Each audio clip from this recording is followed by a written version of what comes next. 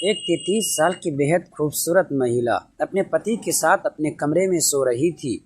जैसे ही रात के तकरीबन 11 बजता है तो जब उसका पति पूरी तरह से नींद में खो जाता है तो अचानक से वो अपनी खिड़की को खोलती है और खिड़की से अपने दो प्रेमियों को अपने कमरे में बुलाती है। जब उसके दोनों आशिक उसके कमरे में दाखिल हो जाते हैं तो वह उनके साथ जोरदार तरीके बारी बारी से अजीबो गरीब तरह से गलत रिश्ते बनाने लगती है। इधर कमरे में ये सब कारनामा चल रहा था और बाहर उस 33 साल की बहू का ससुर खिड़की से झांकता हुआ ये सारा नज़ारा देख रहा था और मन में सोच रहा था कि मेरी बहू हम लोगों के सामने कितनी सुंदर और संस्कारी दिखती है। उसकी खूबसूरती की चर्चा दूर दूर तक थी। बड़ी बड़ी आंखें, मासूम चेहरा और मीठी मुस्कान, जो भी उसे देखता बस देखता ही रह जाता। लेकिन सायरा की असली खूबसूरती उसके चेहरे में नहीं, उसके दिल में थी। सायरा एक गरीब परिवार से थी। पिता की जल्द ही मौत हो गई थी और घर की जिम्मेदारी उसके कंधों पर आ गई।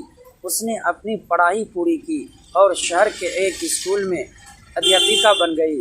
लोग अक्सर कहते इतनी खूबसूरत हो, मॉडल बन सकती हो, लेकिन सायरा मुस्कुरा कर कहती मुझे बच्चों का भविष्य बनाना है। वह हर बच्चे को अपने जैसा समझती। जिन बच्चों के पास किताबें नहीं होती उनके लिए अपनी तनख्वाह से किताबें खरीदती। जिनके घर में खाने की कमी होती उनके लिए चुपचाप मदद कर देती। शहर में एक अमीर व्यापारी ने उससे शादी का प्रस्ताव रखा। उसके पास दौलत, गाड़ी और बड़ा घर था, लेकिन वह घमंडी और स्वार्थी था। सायरा ने साफ मना कर दिया। उसने कहा मैं ऐसी ज़िंदगी नहीं चाहती जहां इज्जत और इंसानियत न हो। कुछ साल बाद उसी स्कूल में एक नए शिक्षक आए, आरिफ। वह सादगी पसंद, समझदार और नेक दिल इंसान थे। दोनों की सोच मिलती थी। धीरे धीरे दोस्ती प्यार में बदल गई। आरिफ ने सायरा की बाहरी खूबसूरती से ज़्यादा उसके आत्मसम्मान और नेक दिल स्वभाव को चाहा। सायरा की शादी सादगी से हुई। उसने अपनी नौकरी जारी रखी और समाज के लिए काम करती रही। समय के साथ उसने एक छोटा सा ट्रस्ट खोला जहां गरीब लड़कियों को मुफ्त शिक्षा दी जाती थी। यह दो प्रेमियों के साथ कैसे गुलछड़े तय कर लेता है कि चाहे कुछ भी हो जाए वो अपने बहू का स्वाद लेकर ही रहे। ऐसे ही कुछ समय बाद एक दिन अपने बहू के रूप में जाता है और उसके साथ ऐसा कुछ कर देता है जो आज तक बहू के प्रेमी भी नहीं कर गए थे। तो दोस्तों, ये सच्ची और हैरान कर देने वाली घटना को बताने से पहले आपसे एक छोटी सी गुजारिश है। अगर आप हमारे चैनल पर नए हैं तो चैनल को सब्सक्राइब ज़रूर करें और इस वीडियो को लाइक और कमेंट करना ना भूलें। यह एक सच्ची घटना है जो हरियाणा के एक छोटे से गांव में घटी हुई थी। इस गांव में एक परिवार रहता था जिसके मुखिया का नाम था राम सुंदर। उनकी पत्नी का नाम सुमित्रा था और उनका एक ही बेटा था जिसका नाम उदय था। राम सुंदर एक बहुत ही मेहनती व्यक्ति थे जो अपने परिवार के भरण पोषण के लिए कठिनाइयों के बावजूद दिन रात काम करते रहते थे। उनके पास 5 से 6 एकड़ ज़मीन थी जिस पर वह खेती करते थे।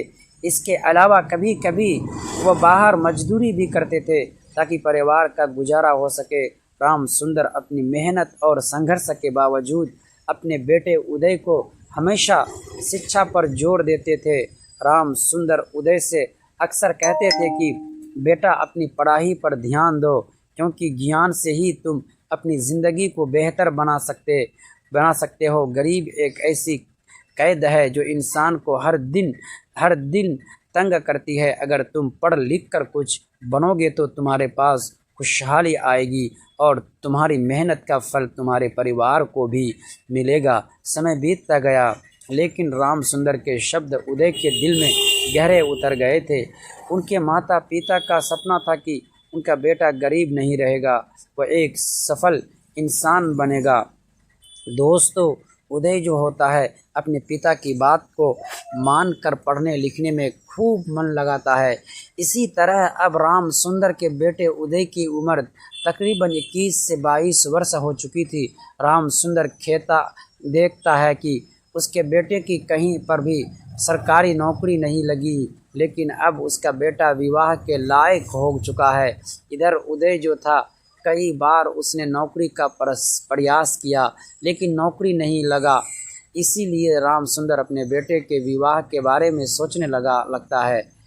फिर कुछ दिन बाद राम सुंदर एक गरीब परिवार की मनीषा नाम की लड़की से साथ उसके बेटे का विवाह तय कर देता है। हालांकि जो मनीषा थी वह एक गरीब परिवार की बेटी थी, लेकिन देखने में बेहद खूबसूरत थी। राम सुंदर ने सोचा था कि ये बेहद खूबसूरत लड़की और साथ में ये पढ़ी लिखी है तो उसके बच्चे की ज़िंदगी को संवार देगी। दोनों मिलकर के अपने घर का गुजारा चलाएंगे। दोस्तों, अब वह दिन भी आ जाता है जब राम सुंदर के बेटे उदय की बारात उस मनीषा के दरवाजे पर पहुंचती है। और जब बाराती लोग उदय की पत्नी मनीषा को देखते हैं तो देख करके एकदम से उनके होश उड़ जाते हैं। हर एक व्यक्ति यही कह रहा था कि आखिरकार इस गरीब लड़के